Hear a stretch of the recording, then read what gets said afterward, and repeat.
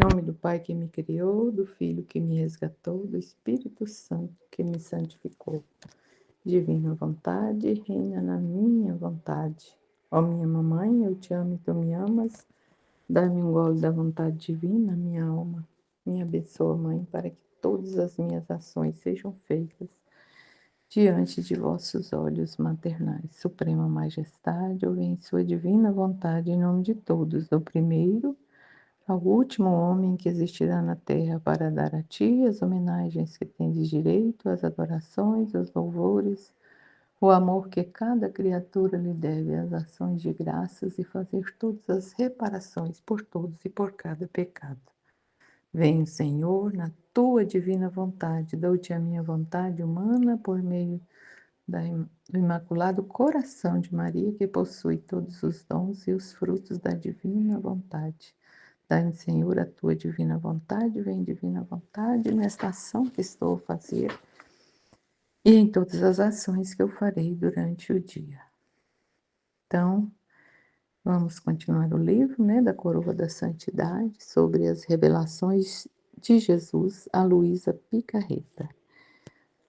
Hugo Owen, em seu livro Novo e Divino, cita o mesmo tratado em que Richard ensina com bastante ousadia que, no primeiro grau, ocorrem os noivos, no segundo casamento, no terceiro casamento é consumado, no quarto ocorre o parto. No primeiro grau, a alma recebe visitas frequentemente. No segundo, ela está prometida. No terceiro, ela é unificada com seu amado. No quarto, ela se torna mãe. Aqui vemos profundas sugestões do dom. Essas sugestões são tão poderosas e preciosas que, sem dúvida, quem lê essas palavras, venerado corretamente pela tradição católica e se abre à luz nela contida, se abrirá o dom de viver em a vontade divina. São Tomás de Aquino. São Tomás de Aquino, o médico angelical da Igreja, tinha 13 anos, teólogo dominicano do século, cuja Suma Teológica é também o maior trabalho teológico da história da Igreja. O primeiro tratamento escolástico da tensão entre a vontade divina e a vontade humana ocorreu durante os 12 séculos nos escritos de Peter Lombard, que ele próprio comentou sobre uma passagem do Santo Agostinho. Esta observação preparou o terreno para um maior desenvolvimento.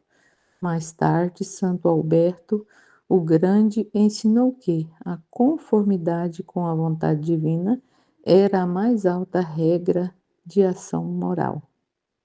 Finalmente, Tomás de Aquino resumiu definitivamente o que foi dito sobre o assunto usando as palavras de Nosso Senhor. Não como eu quero, mas como tu queres, para construir o seu caso, ele afirmou. A bondade da vontade depende da intenção do fim. Agora, o último fim da vontade humana é o bem soberano, ou seja, Deus. Portanto, a bondade da vontade humana exige que ela seja ordenada ao bem soberano, isto é, a Deus. Agora, este bem é primariamente e essencialmente comparado à vontade divina, como seu objeto apropriado. Mais adiante, nesse mesmo artigo, Tomás de Aquino fala da conformidade com a vontade divina, da nossa parte sendo limitada em escopo à mera imitação, em outras palavras, fazendo a vontade divina. Aliás, essa limitação é precisamente o que as revelações de Luísa mudam.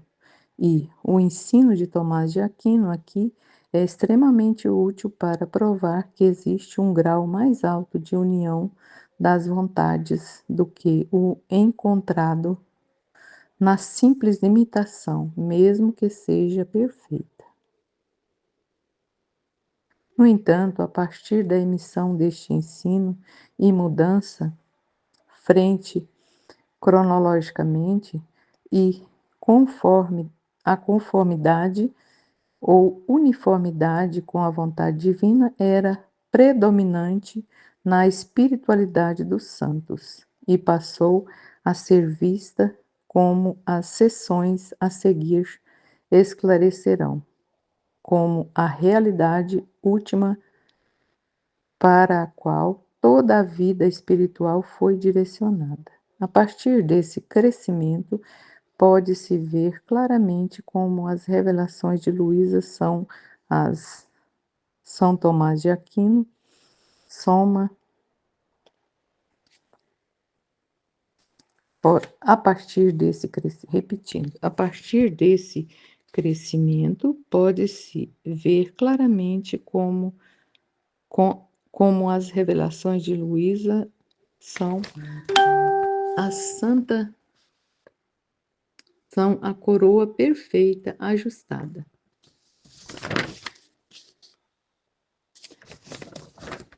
Santa Catarina de Sena. Santa Catarina de Sena é outra médica dominicana da Igreja que, além de ser um místico uma mística extraordinária, deu profundos ensinamentos sobre a santidade da transformação através da vontade divina. Sobre Santa Catarina e seus ensinamentos, Padre André Offer escreve: Catarina expressa essa transformação em várias cartas. Por exemplo, a alma que se aproximou por Deus, ela que é serva e escrava resgatada pelo sangue do Filho de Deus, atinge uma dignidade tão grande que não pode ser chamada de serva agora, mas uma imperatriz esposa do eterno imperador. Assim como uma empregada se torna uma imperatriz através da união conjugal com o imperador, uma criatura se torna deificada através de uma união com Deus, tornando possível pela paixão de Cristo. Catarina gosta de falar de fogo.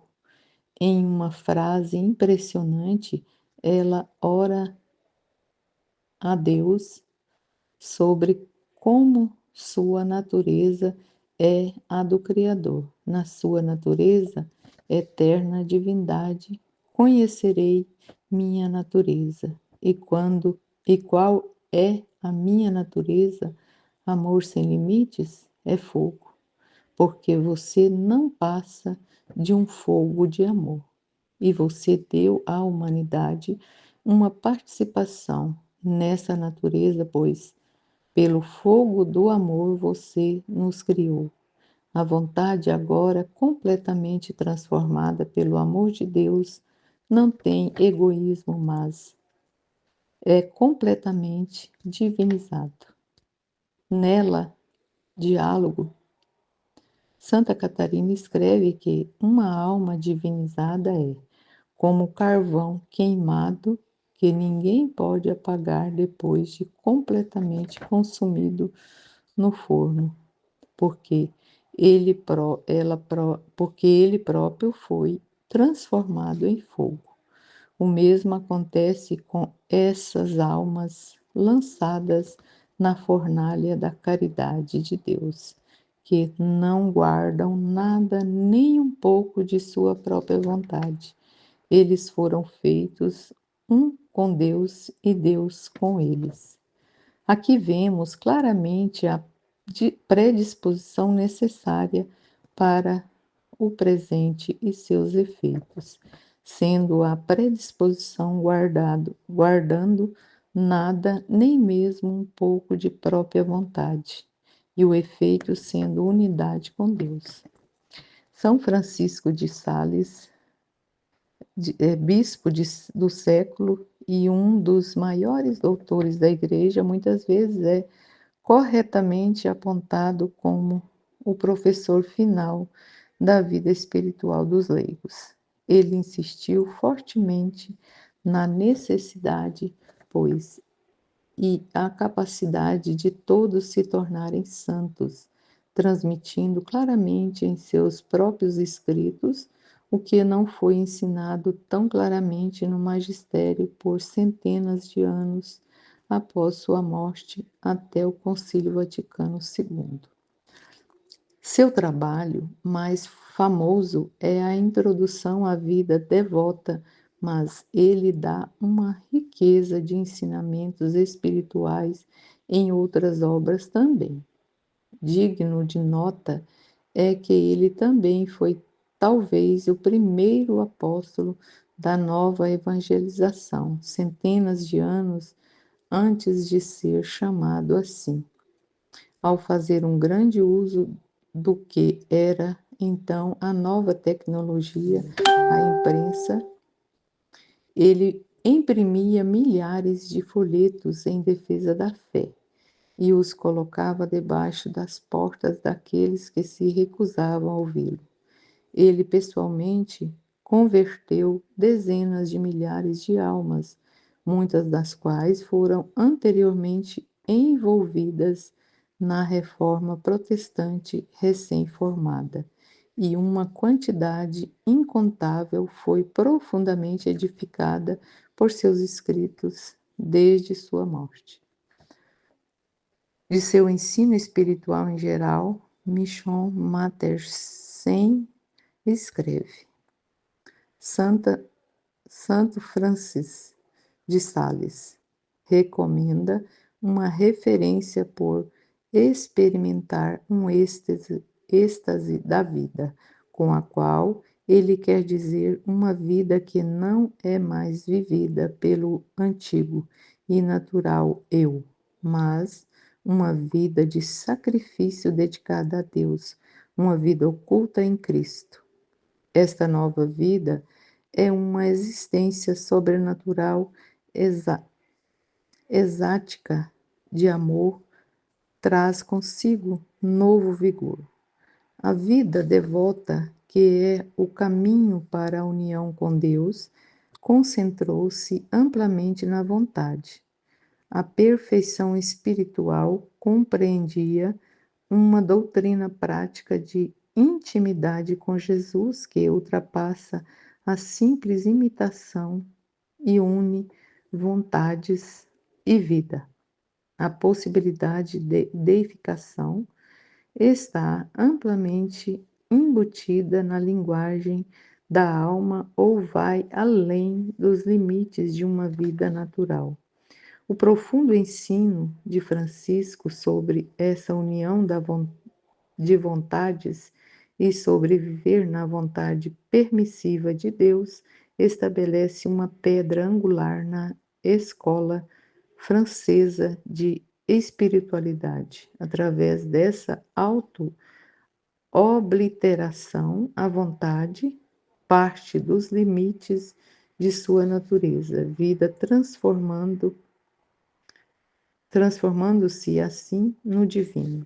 A vontade do crente pode participar da vontade divina, de modo que aquelas pequenas coisas comuns da vida, feitas com amor, são, por assim dizer, feitas por Deus. Francisco encerra seu tratado sobre o amor de Deus com palavras apaixonadas que identificam o seu chamado a todos os crentes para viver Jesus e para vivê-lo com imenso amor. Na visão geral, precisa e útil de Dr. Matthesen, da espiritualidade de Sales, aqui vemos algo tão próximo do que Jesus revela a Luísa, que seria quase idêntico se apenas as palavras, como se fossem removidas da penúltima sentença da citação acima.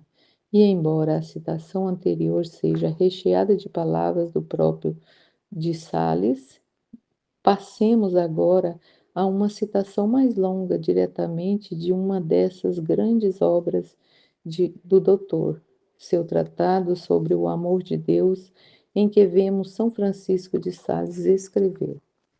Então a alma que ama a Deus é tão transformado na vontade divina que merece mais ser chamado a vontade de Deus do que ser chamado obediente e sujeito à sua vontade.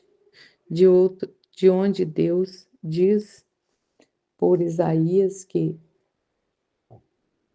ele chamará a igreja cristã por um novo nome, que a boca do Senhor pronunciará, imprimará e gravará nos corações de seus fiéis. E então, explicando esse nome, ele diz que será minha vontade nela, como se ele dissesse que entre o que não são cristãos, todos têm sua própria vontade no meio de seu coração, mas entre os verdadeiros filhos do nosso Salvador, cada um abandonará a sua própria vontade e terá apenas uma vontade mestre, dominante e universal, que animará, governará e dirigirá todas as almas, todos os corações e todas as vontades. E o nome de honra entre os cristãos não haverá outra senão a vontade de Deus neles, uma vontade que dominará todas as vontades e as transformará em si, para que a vontade dos cristãos e a vontade do nosso Senhor não passem de uma única vontade. Isto foi perfeitamente verificado na igreja primitiva, quando, como diz o glorioso São Lucas, na multidão dos fiéis havia apenas um coração e uma alma, pois ele não quer dizer falar do coração que mantém vivos nossos corpos, nem da alma que anima corações com uma vida humana, mas ele fala do coração que dá vida celestial às nossas almas e da alma que anima nossos corações com a vida sobrenatural. O único, o único coração e alma dos verdadeiros cristãos, que não é outra coisa senão a vontade de Deus.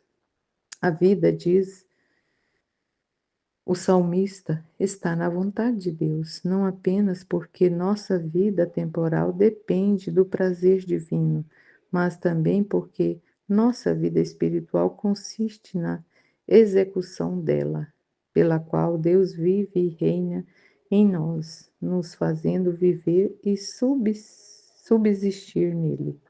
Sim, estamos neste mundo não para fazer nossa própria vontade, mas a vontade de tua bondade que nos colocou aqui. Foi escrito por ti, ó Salvador da minha alma, que fizeste a vontade do teu Pai eterno, e pelo primeiro ato da vontade de tua alma humana, no instante de tua concepção, abraçaste amorosamente esta lei da vontade divina e fez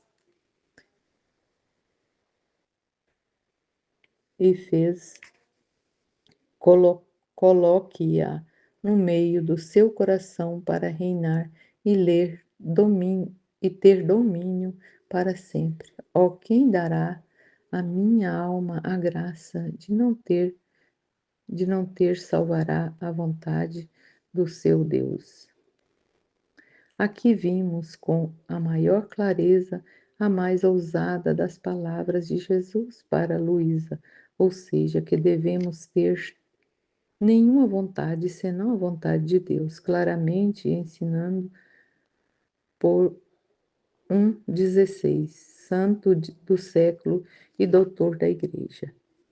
De Sales até oferece uma bela descrição de como será o reino da vontade divina na terra, todos tendo a mesma vontade operando neles, o divino, e, portanto, todos os motivos de conflito são erradicados.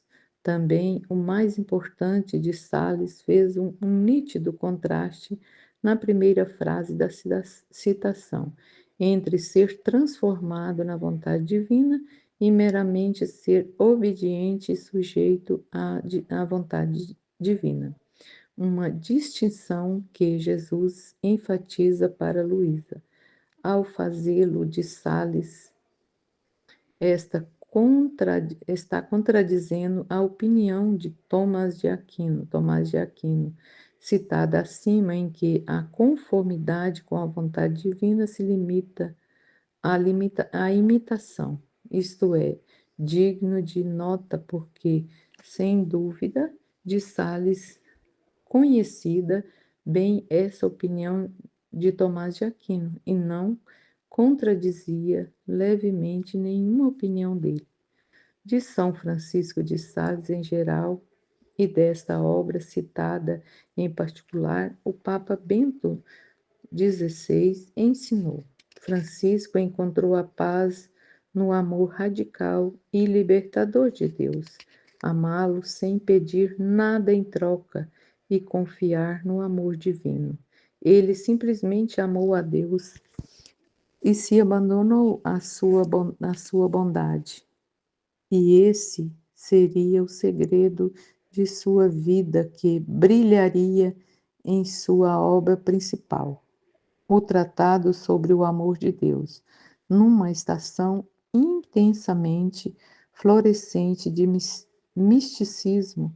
O Tratado sobre o Amor de Deus era uma soma verdadeira e adequada. Nele, encontramos uma profunda meditação sobre a vontade humana e a descrição do seu fluir, passar e morrer para viver.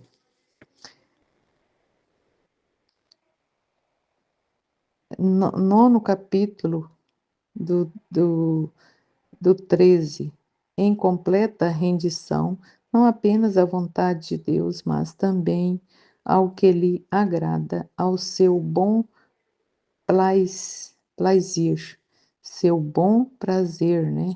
Capítulo do livro nono, capítulo 1. Não é por nada que redescobrimos traços precisamente desse professor na origem de muitos caminhos contemporâneos da pedagogia e espiritualidade. Sem ele, nem São João Bosco, nem o heróico caminho de Santa Teresa de Lisieux teria surgido. Queridos irmãos e irmãs, em uma época como a nossa, que busca a liberdade, mesmo com violência e inquietação, a pontualidade desse grande professor de espiritualidade e de paz que deu os seus seguidores o espírito de liberdade, o verdadeiro espírito São Francisco de Sales. Não, o verdadeiro espírito. São Francisco de Sales é uma testemunha exemplar do humanismo cristão, com seu estilo familiar, com palavras que às vezes têm um toque poético. Ele nos lembra que os seres humanos plantaram em suas profundezas mais profundas o anseio por Deus, e que somente nele pode encontrar a verdadeira alegria e a realização mais completa. Os esforços do Papa Bento XVI para reviver este trabalho de Sales, aqui citado, que muitas vezes é ofuscado por seu mais popular, mas também maravilhoso livro mencionado anteriormente, Introdução à Vida Devota, assim como a insistência do Pontífice na espiritualidade de São Máximo, o Confessor, retratada em uma sessão anterior deve inspirar todos os católicos a buscar zelosamente a espiritualidade da vontade divina, como a chave última da santidade, mesmo além das considerações das revelações de Luísa. Também devemos observar que o Papa Pio XI dedicou toda uma encíclica a São Francisco de Sales, exortando fortemente os fiéis a seguirem os ensinamentos deste médico, intitulado Rerum Omnium Perturbationem. Um parágrafo encontrado nele ilustra-nos lindamente que essa espiritualidade de total submissão à vontade divina não significa, no mínimo, uma vida quietista ou passiva. Ele estava acostumado a repetir para si mesmo, como fonte de inspiração, essa frase bem conhecida: os apóstolos batalharam por seus sofrimentos e só triunfam na morte. E é quase inacreditável que vigor e constância ele defendeu a causa de Jesus Cristo entre o povo de Chablais, a fim de trazer a luz da fé e os confortos da religião cristã. Ele era conhecido por ter percorrido vales profundos e escalado montanhas íngremes. Se eles o fugiram, ele prosseguiu. Se eles o fugiram, ele prosseguiu, chamando-os em voz alta. Repelindo brutalmente, ele nunca desistiu da luta. Quando ameaçado, ele apenas renovou seus esforços. Ele costumava ser retirado dos alojamentos, momento em que passava a noite dormindo na neve sob o dossel do céu. Ele celebraria a missa, embora ninguém comparecesse. Quando, durante um sermão, quase todo o público, um após o outro, deixou a igreja, ele continuou pregando. Em nenhum momento ele perdeu o equilíbrio mental, o equilíbrio de bondade para com aqueles ouvintes ingratos. Foi por meios como estes que ele finalmente superou a resistência de seus adversários mais formidáveis. Imitemos, portanto, São Francisco, tanto em sua profunda compreensão da renúncia à vontade própria, em prol de viver na vontade divina, quando em seu zelo avassalador pela salvação das almas. Pierre de Beruelle,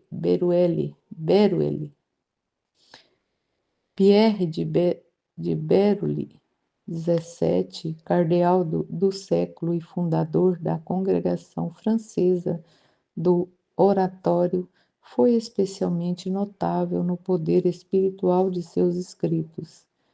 Dele, a antiga Enciclopédia Católica declara: os escritos do cardeal de Berulle exigem uma doutrina robusta e vigorosa, cheia de unção e piedade. Um de seus biógrafos, padre Cloizet, disse: ele escreveu os livros à vontade e pesou cada palavra, e o biógrafo acrescenta com muita justiça que o leitor é recompensado por seus problemas, pois é impossível vê-los sem sentir-se cheio de amor por nosso Senhor Jesus Cristo. Considerando a ortodoxia inatocável da antiga enciclopédia católica e sua insistência em que este escritor, o cardeal, pesou cada palavra que ele escreveu, podemos abordar sua teologia espiritual com confiança, pois em Beroli vemos uma aproximação surpreendente e até profética das revelações de Luísa a respeito de Jesus refazer nossa própria vida, o que as torna prontas para reivindicarmos em sua vontade. Do ensino de Beroli, estudiosos escreveram recentemente. Beroli ensina a posição ousada de que, como a divindade e a humanidade coexistem na palavra. Todos os estudos do interior da vida humana de Jesus foram divinizados e disponibilizados para aqueles que se conformam a ele, permitindo assim a humanidade a ser divinizada. O processo de conformidade é explicitamente paulino e deve ocorrer através de uma profunda adesão da vontade à vontade divina. E também nessa mesma antologia lemos a regra da perfeição de Benete of Confiede, 1503, em 1593, definiu a vida espiritual como uma máxima. A vontade de Deus é o próprio Deus. Berli foi consistente com essa tradição. Segundo ele, de fato, a posse de Deus acontece através do conhecimento de sua vontade, e o conhecimento da vontade divina é realizado na renúncia à vontade própria. Daqui em diante, que a encarnação que divino daqui em diante, a encarnação que divino invenção pela qual Deus misteriosamente se uniu ao criado e ao não criado, revela o significado último de tal renúncia. Granders, primeiro, oitavo. Portanto, a lógica do nada e da abnegação não é nihilista. Pelo contrário, é a lógica de uma maior intimidade real entre Criador e criatura. Até Santo Luís de Montfort, em seu famoso tratado intitulado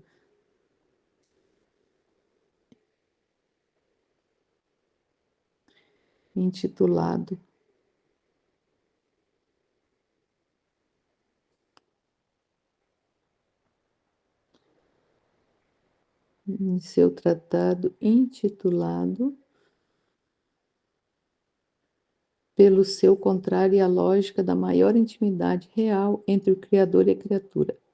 Vou voltar um pouquinho que eu errei aqui.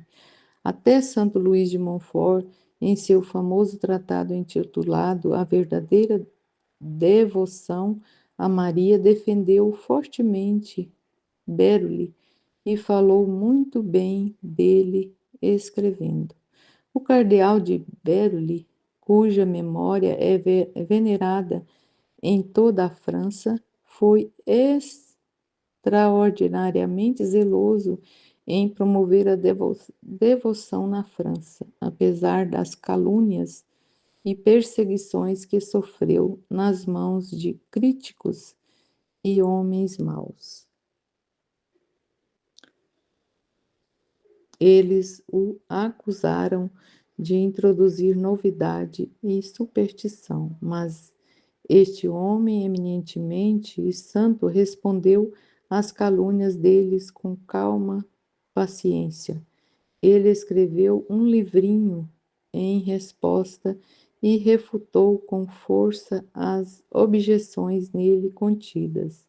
Ele ressaltou que essa devoção se baseia no exemplo dado por Jesus Cristo nas obrigações que temos para com Ele e nas promessas que fizemos no Santo Batismo.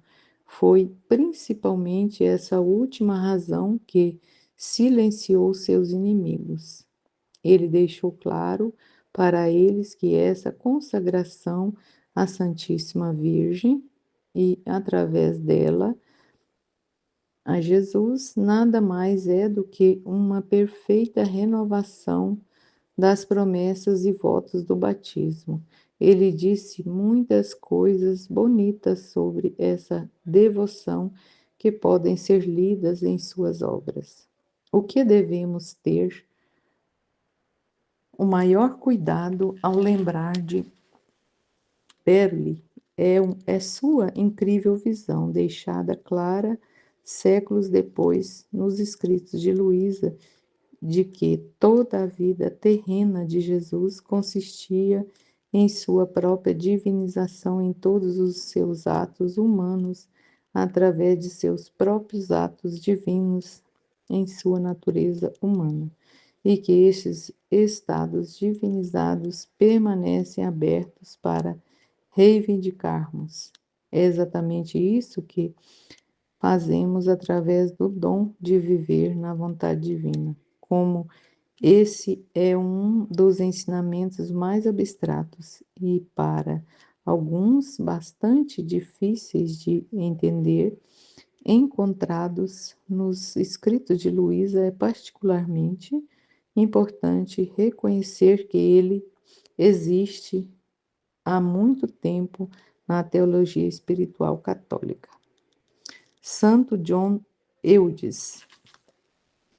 Santo Dom Eudes era um sacerdote francês do século que fundou várias congregações, promotor zeloso de devoção ao Sagrado Coração de Jesus. Ele também foi um forte crítico do jansenismo.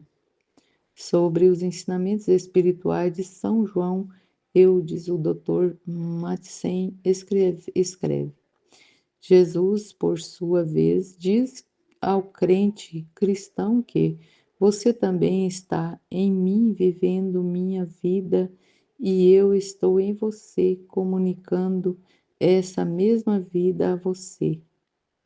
Tal mútua habitação indica a real continuação da vida santa de Jesus em seus seguidores. Eudes aponta para várias outras passagens do Novo Testamento, por exemplo, Colossenses 3, 4, Efésios, Coríntios 4 e Tessalonicenses 2, que insiste nessa intimidade entre Cristo e seus discípulos. Este testemunho das Escrituras não deixa aos crentes outra escolha a não ser concluir que Jesus Cristo deveria estar vivendo em nós e que devemos viver somente nele, para que nossa vida seja uma continuação à expressão de sua vida. De fato, não temos o direito de viver outra vida na terra a não ser a dele. Ele, em resumo, o cristão batizado não deve procurar nada além de ser outros Jesus Cristo na terra. Essa verdadeira básica do cristianismo reflete a vontade de Jesus, cuja união conosco torna possível tal existência. Eudes estipula que Esta visão divinizada concede um duplo conhecimento. Conhecemos o valor infinito de Deus e temos plena consciência da vaidade esfumaçada do mundo e de nosso próprio nada, pecado e abominação. John Eudes, em particular, mostrou-se bastante à frente de seu tempo, antecipando por 3 séculos o Concílio Vaticano II, ensinando sobre o sacerdócio comum de todos os batizados e na participação ativa dos leigos na oferta do sacrifício eucarístico. Eudes articula que os leigos não devem simplesmente assistir à missa para ajudar ou ver. Em vez disso, o adorador cristão na missa realiza uma ação, a coisa mais importante que você deve fazer no mundo. Aqui vemos que os ensinamentos deste santo continuam a pavimentar o caminho para o dom de viver na vontade divina, pois ele vai mais longe do que oferecer essa grande união de vontades. E, em vez disso, insiste que esta forma última de santidade é um verdadeiro requisito para todos os cristãos. O companheiro de Blackwell ao misticismo cristão diz de Eudes. Eudes, a espiritualidade era centrada no coração. Ele combinou o cristocentrismo místico de Burle com o espírito de devoção pregado pelo Savoyardi, desejando viver em constante intimidade com Jesus e sua mãe Maria, cuja unidade ele insistia em compor os corações, compôs obras litúrgicas e poéticas que expressam sua visão. Ele ensinou que o coração de Maria, composto de dimensões corporais, espirituais e divinas, ponta fina, estava perfeitamente conjugado com seu filho. Como exemplo da pessoa humana, Maria mostra como a divinização acontece em amorosa incorporação no mistério da vida de Cristo. Essa explicação também demonstra a visão de Eudes sobre os meios superiores de adquirir essa graça divinizante da união de vontades, os corações sagrados e imaculados de Jesus e Maria, aos quais ele novamente antecipou a devoção por muitos anos. De fato, é em grande parte graça a ele que hoje podemos nos beneficiar de nossa devoção ao coração de Maria. Ele foi formalmente declarado pelo Papa São Pio X em sua beatificação como Pai, médico e apóstolo do culto litúrgico dos, dos Sagrados Corações. Existe até um movimento significativo em andamento, considerando que ele foi declarado doutor da Igreja como chefe desse esforço. O bispo Luke Crepe, já tendo se encontrado com o Papa Francisco para discuti-lo. Considerando tudo isso e muito mais que não foi dito, devemos prestar atenção às advertências deste grande santo pelo bem de sua vida espiritual, sem deixar de lembrar sua ousada insistência de que não temos o direito, como cristãos, de deixar de viver no Cristo. Jean-Jacques Ollier. Jean-Jacques Ollier, fundador dos Sulpiciões, tinha 17 anos, sacerdote francês do século e um grande reformador da espiritualidade dos padres diocesanos. Seus escritos dão outro grande impulso ao desenvolvimento da espiritualidade católica na unificação de vontades. Em relação ao Ollier espiritual ensinamentos, Dr. Madsen escreve: mais diretamente, as exigências da religião autêntica são atendidas ao se tornar uma vítima do Pai, unindo o próprio sacrifício à perfeita oblação de Jesus. Este ato oblativo do cristão depende de uma abnegação anterior, que serve para abrir caminho para a união com Jesus em sua própria kenosis. A linguagem de Ollier é mais austera nesse ponto de abnegação ou aniquilação, semente. E abnegação, no entanto, é uma preparação necessária. Este para a consumação gradual do crente na própria vida de Deus. Ninguém participa da ascensão de Cristo que não passa pela primeira vez. Jesus, abnegação e sofrimento, humilhação. Cross, a sua morte a tudo.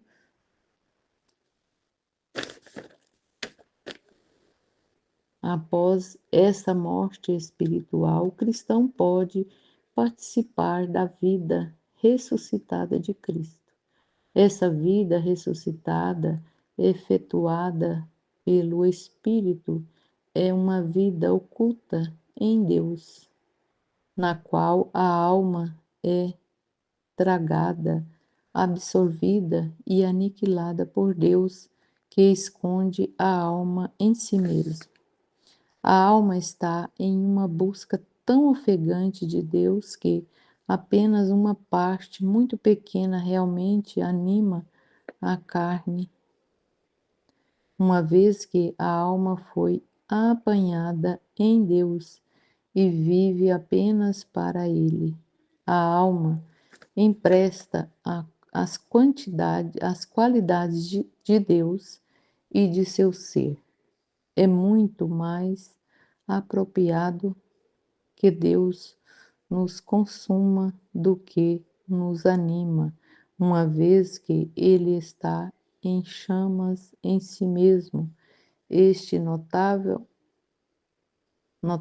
descrição de divinização aqui, considerada como uma ressurreição no espírito, afirma que a alma pode emprestar poder divino e, mais ainda, que este estado seja de alguma forma adequado, dada a natureza de Deus e a capacidade da alma para uma união íntima com Ele.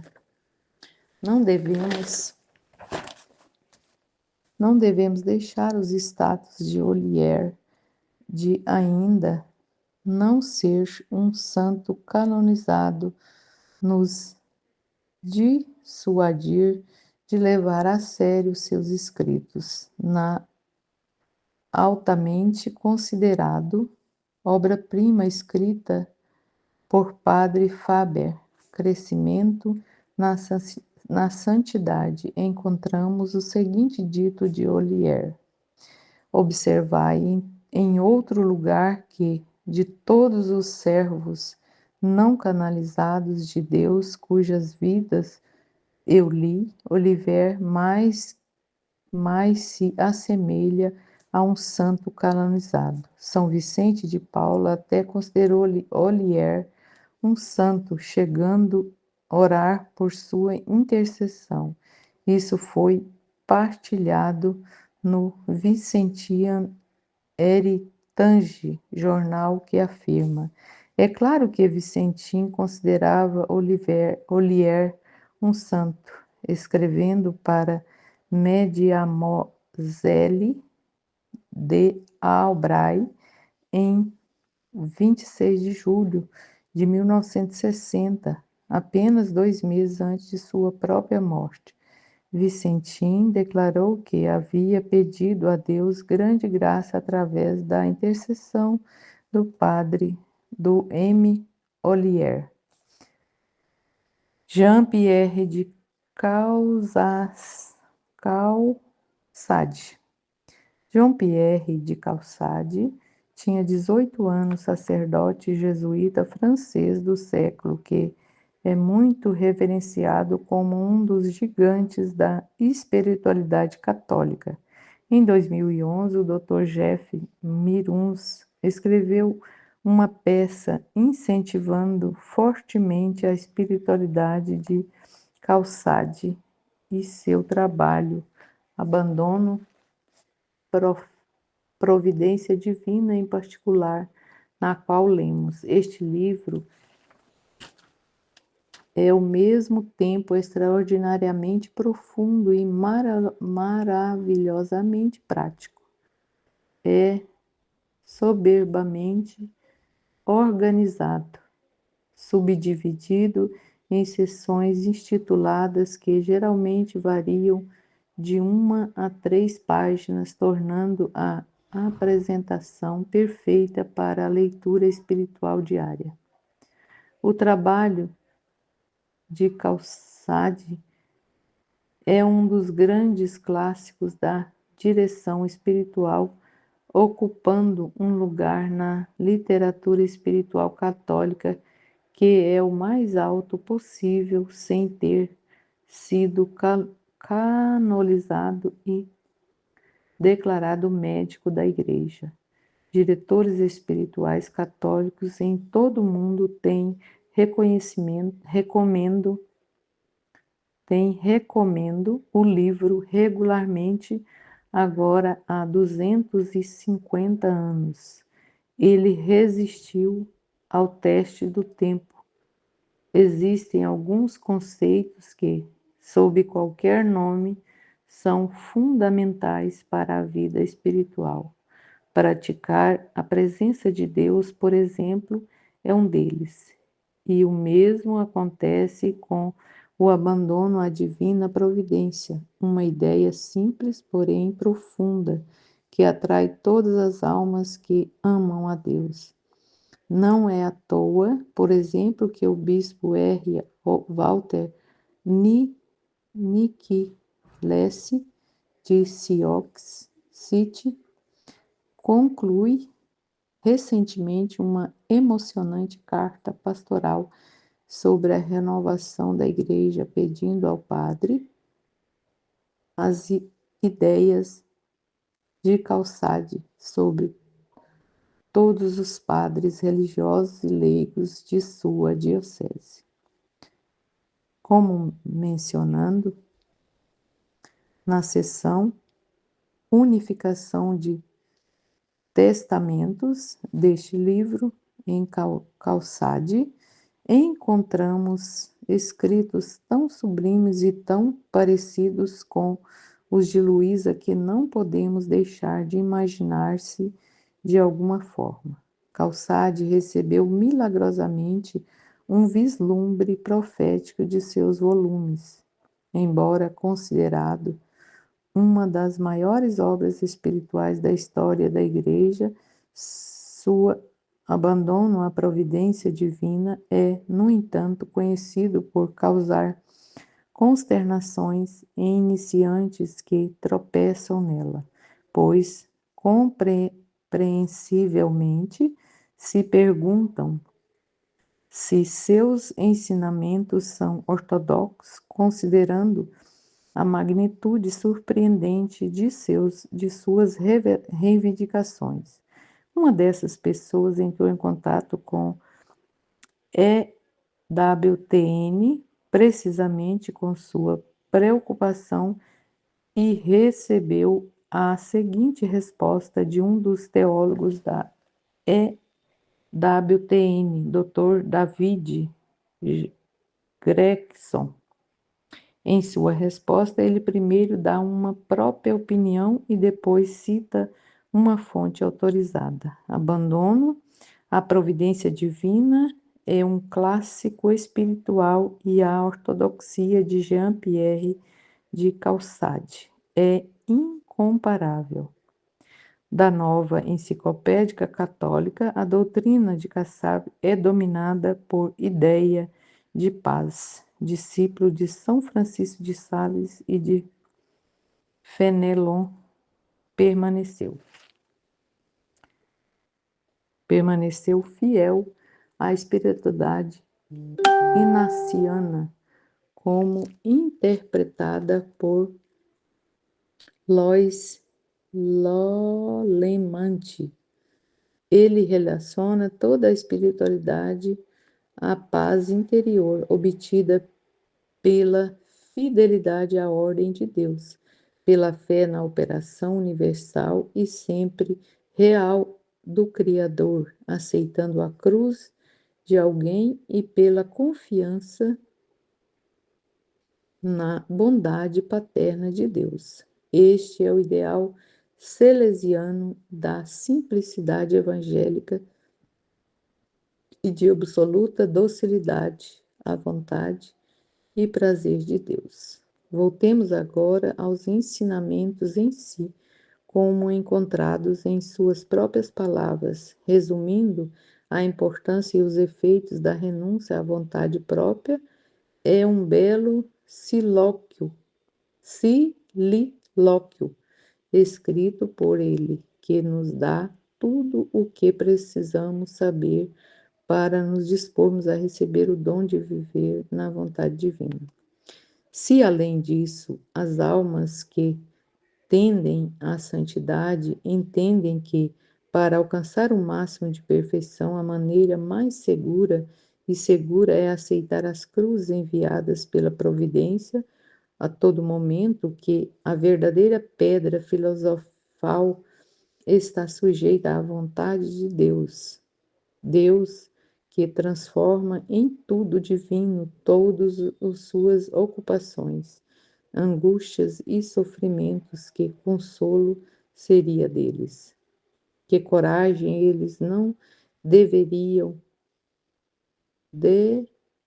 derivariam do pensamento de que, para adquirir a amizade de Deus e alcançar a glória eterna, eles tinham que fazer apenas o que estavam fazendo, mas sofrer o que estavam sofrendo, e que aquilo que desperdiçavam e contavam como nada seria suficiente para permitir-lhes chegar a eminentes santidade, muito mais do que estudos extraordinários e obras maravilhosas.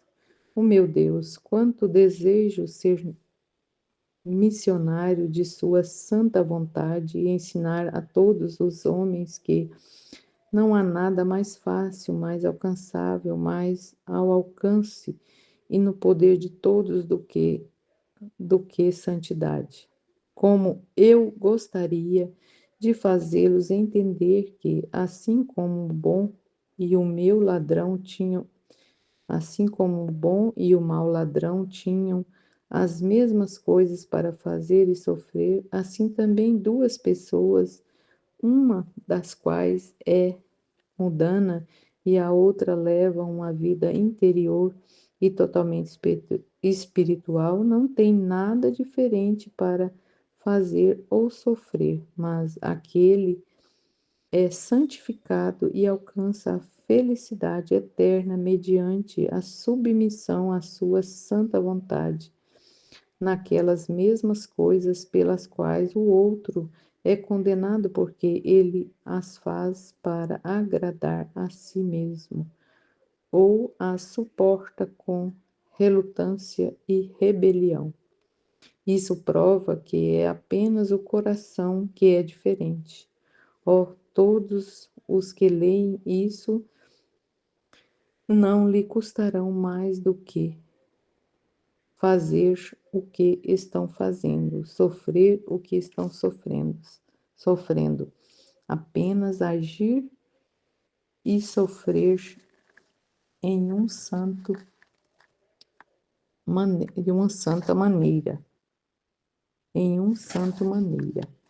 É o coração que deve ser mudado. Quando digo coração, quero dizer vontade. A santidade, então, consiste em desejar tudo o que Deus deseja por nós.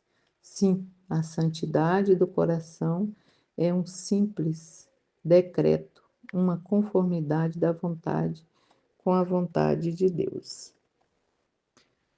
Quanto os ensinamentos de Caussade e Santa Teresa de Lisieux, dos séculos depois, Dr.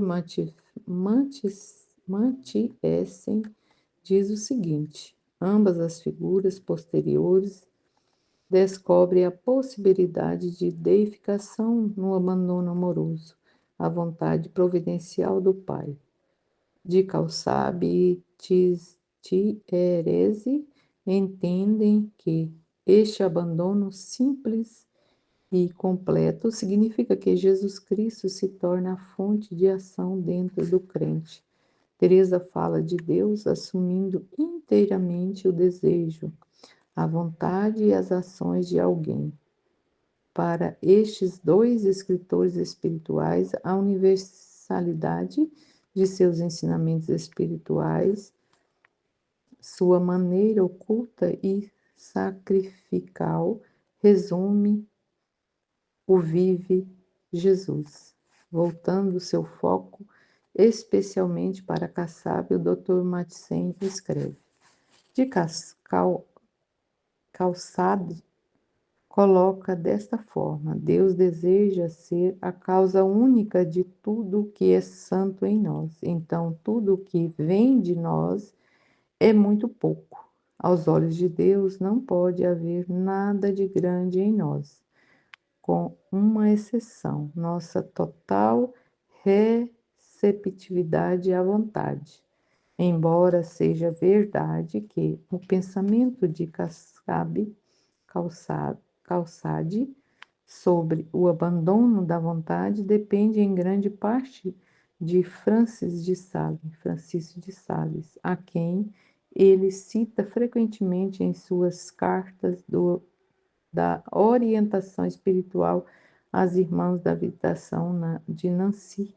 É igualmente o caso que a influência de Berulli emerge na de Calçade, representação do abandono como um estado ou disposição permanente.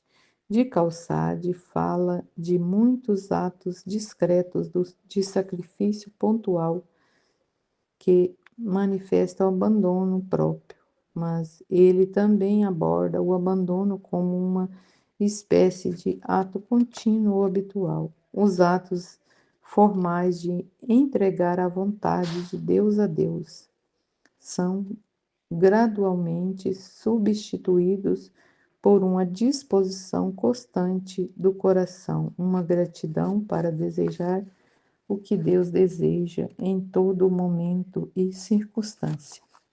Essa rendição torna-se assim uma espécie de estado perpétuo que compartilha do contínuo fiat volutas tua de Jesus, seja feita a sua vontade. Talvez com mais precisão poderíamos dizer que o abandono é um decreto mais geral que contém essa multiplicidade de atos individuais de rendição. De Calçade fala destes atos como mais ou menos inconscientes, isto é, eles podem deixar pouco ou nenhum traço sobre o espírito, de modo que a vontade não reconheça o ato como seu e que é, de fato, o ideal, pois então é Deus agindo através da vontade humana sem resistência de qualquer espécie. Nesse ponto, o que Deus deseja é o que o crente deseja, é um.